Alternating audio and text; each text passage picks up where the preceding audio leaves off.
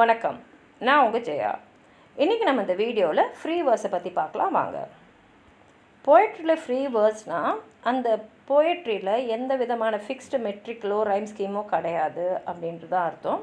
அதனால் அந்த கவிதை எழுதுகிறவங்க அவங்களுக்கு இயற்கையாக வரக்கூடிய அந்த ரிதம் ஆஃப் ஸ்பீச்சு, அவங்களுக்கு இயற்கையாக தோணக்கூடிய எண்ணங்களை அவங்களுக்கு இஷ்டப்பட்ட வகையில் அவங்க கவிதையை எழுதலாம். இதில் இப்படி தான் இருக்கணும் அப்படி தான் இருக்கணுன்ற எதுவுமே இல்லாததுனால, எந்தவித கட்டுப்பாடோ ரூல்ஸ் ரெகுலேஷன்ஸ் எதுவுமே இல்லாததுனால போயட்ஸ் இன்னும் நல்ல க்ரியேட்டிவ் ஃப்ரீடமோட அவங்களோட ஐடியாஸ் அண்ட் எமோஷன்ஸை எப்படி அவங்களுக்கு தோணுதோ அந்த மாதிரி ஒரு வடிவத்தில் அவங்க எழுத ஆரம்பித்தாங்க. இது ஃப்ரான்ஸில் தான் முதல்ல 19ஆம் நூற்றாண்டில் ஆரம்பிக்கப்பட்டது. ஃப்ரெஞ்சில் இதோடைய டேர்ம் வேர்ஸ் லிப்ரே. இது பின்னாடி இங்கிலீஷ் போய்ட்ரியாக 20ஆம் நூற்றாண்டில் தான் வால்ட் விட்மன், டிஎஸ் எலியட் மாதிரி முக்கியமான நபர்களால் தொடரப்பட்டது. இப்போ இதோட முக்கியமான கேரக்டரிஸ்டிக்ஸ்ன்னு பார்த்தீங்கன்னா, இதுக்குன்னு எந்த விதமான கட்டுப்பாடுகளும் இல்லை. இப்போ சானெட்னா 14 வரி இருக்கணும், ஹைக்யூஸ்னால் இப்படி இருக்கணும் அப்படிலாம் இருக்கு இல்லையா, அந்த மாதிரி எந்த விதமான ட்ரெடிஷ்னல் ஃபார்மும் கிடையாது.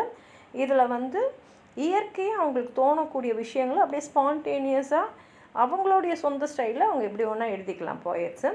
அதே மாதிரி இதில் இப்படி தான் இந்த ரைம் இருக்கணும், இப்படி தான் இந்த ரிதம் இருக்கணும்னு எதுவுமே இல்லாமல் நான் ரைமிங்காக நான் மெட்ரிக்கலாக அவங்க எழுதிக்கலாம். அதே சமயத்தில் இங்கே பார்த்தீங்கன்னா போயட்ஸ்லாம் சில லைன் பிரேக்ஸை க்ரியேட் பண்ணுவாங்க.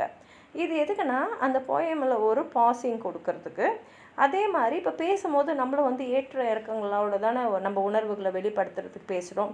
அந்த மாதிரி ஒரு உணர்ச்சியை அதில் உண்டு பண்ணுறதுக்காக தான் கவிஞர்கள் செய்கிறாங்க.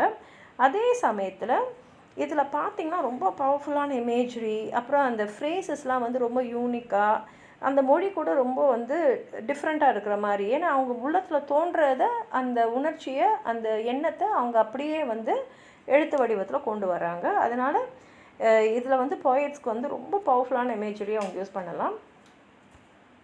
இதோட ஆரம்ப காலகட்டம் பார்த்திங்கன்னா ஃப்ரெஞ்சில் தான் இது ஆரம்பித்தது. 19ஆம் நூற்றாண்டில் கட்டாவ் கான் அப்புறம் ஜூலிஸ் லாஃப்ரோக்ன்றவங்க தான் இந்த கவிதை முறையில் ஆரம்பத்தில் எழுத ஆரம்பித்தாங்க. ஃப்ரெஞ்சில் இதுக்கு வேர்ஸ் லிப்ரே அப்படின்றது தான் பேர். லிப்ரேனா ஃப்ரீடம், வேர்ஸ்னால் வேர்ஸும் ஃப்ரீ வேர்ஸும். அதை வால்ட் விட்மன் 19ஆம் நூற்றாண்டு கவிஞரான வால்ட் விட்மன் அவரை ஃபாதர் ஆஃப் ஃப்ரீ வேர்ஸ்ன்னு கூட சொல்லுவாங்க. அவர் தான் இந்த நான் மெட்ரிக்கல் போய்ட்ரி எக்ஸ்ப்ளோர் பண்ணார். அது நிறைய பேர் பின்னாடி அடாப்ட் பண்ணிக்கிட்டாங்க. அதே மாதிரி இங்கிலீஷ் போய்ட்ரியில் மாடர்னிசம் அதே காலகட்டத்தில், அதாவது ஆரம்ப காலகட்ட 20ஆம் நூற்றாண்டோடைய ஆரம்ப காலகட்டத்தில் நிறைய ஃப்ரெஞ்ச் சிலபஸ்ட் அண்ட் போய்ட்ஸ், அதாவது எஸ்ரா பான், டிஎஸ் எலியட்டும் ஃப்ரீ வேர்ஸில் எழுத ஆரம்பித்தாங்க.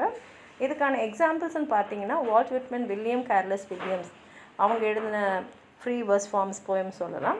அதே மாதிரி இ கியூமிங்ஸ் அவரும் ஃப்ரீ வேர்ஸில் நிறைய எழுதினார். டிஎஸ் எலியட்டோட the love song of J Alfred Prufrock, அப்புறம் வால்ட் விட்மனோட when lilacs last in dooryard bloomed, William Carlos வில்லியம்ஸோட this is just to say. இதெல்லாம் கொஞ்சம் எக்ஸாம்பிள்ஸாக சொல்லலாம். உங்களுக்கு ஏதாவது சொல்லணும்னு நினச்சிங்கன்னா கீழே இருக்கிற கமெண்ட் பாக்ஸில் எழுதுங்க. இந்த வீடியோவை லைக் பண்ணுங்கள், உங்கள் ஃப்ரெண்ட்ஸோடு ஷேர் பண்ணுங்கள். சப்ஸ்கிரைப் பண்ணாதவங்களாம் ப்ளீஸ் சப்ஸ்கிரைப் பண்ணி சப்போர்ட் பண்ணுங்கள். நன்றி.